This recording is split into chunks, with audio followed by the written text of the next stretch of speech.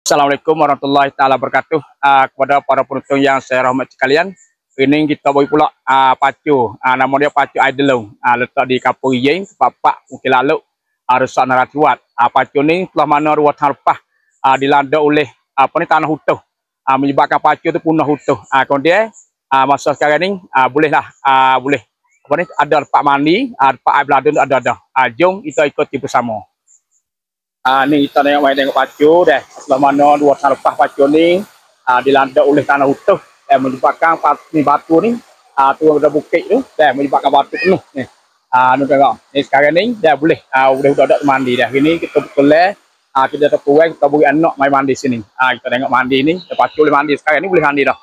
Pia-pia nak mari mandi panas-panas ni boleh. Pacu kita boleh mandi dah. Sekedar boleh mandi lah.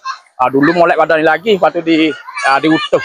Di utuh itu maka utuh menyebabkan batu besar ni hari ni. Kita tengok pacu ni boleh. Ni adik duduk mandi ni. Boleh sekodar lah gini, boleh mandi sekodar. Kita tengok bersama di pacu. Lepas tu pahil lain kita nak tengok pahil lain. Nampak ada tujung ni.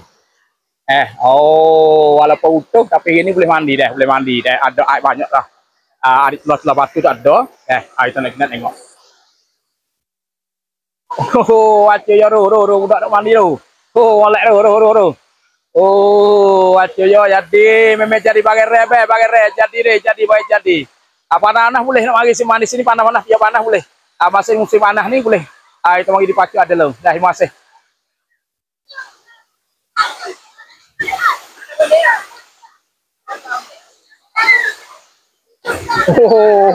Ya dia udah tujung. Ya udah tujung tu. Ya di pak ya. Ini semua tujung. Ni jadi kolej, satu kolej. Sini jadi kolej ni dah. Ada kolej. Jadi molek lah. Boleh. Udah nak mari tu air tak luah mana dah.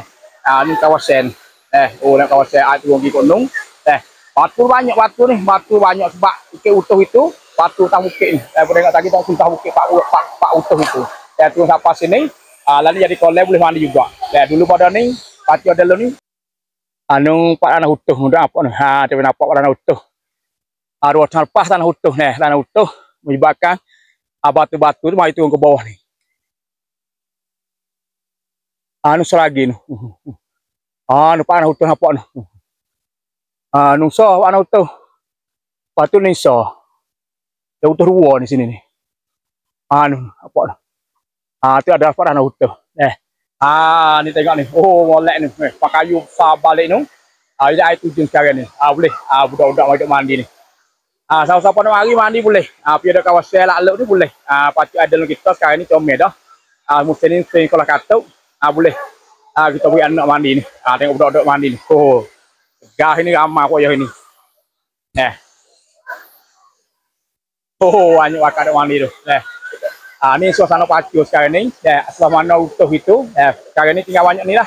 Ni pakai kayu balik. Pakai kayu balik besar balik ni. Lepas tu. Jadi air pacu tujung situ. Jadi comel sekarang comel dah. Boleh. Pia-pia nak mari malik boleh. Terletak di Kampung Yeng. Yeng nama dia pacu Aidelong. Hari ni pun kita bagi keluarga kita mandi pacu ni. Panas boleh udara panas ni. Ni pacu ya tu. Lihat bakar tu. Sampai tak lihat bakar tu. Pacu ya tu. Pacu kapung-kapung Aidelong boleh.